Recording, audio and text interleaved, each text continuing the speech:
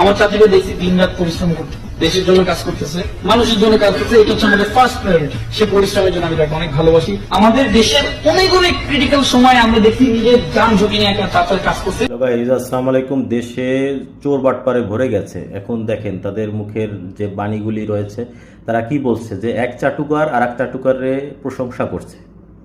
দেশের পরিস্থিতি এখন বেগবান, কিন্তু তারা বর্তমান যে ডিবির প্রধান ছিল আমাদের সাবেক, তাকে তৌহিদ আফ্রিদি কিভাবে তাকে একটা তেল দিয়ে কিভাবে একজন মানুষকে কিভাবে উপরে তোলা যায়, এই সবগুলোই করতে হয়।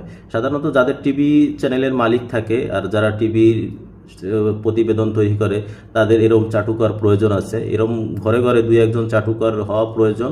এরম চাটুকার যদি থাকে, দেশ সামনের দিকে আরও এগিয়ে যাবে এবং সামনের দিকে ভবিষ্যৎবাণী আরও সুন্দর হবে, উজ্জ্বল হবে। দেখুন হারুনকে কিভাবে সে প্রশংসা করছে। আল্লাহ হাফেজ।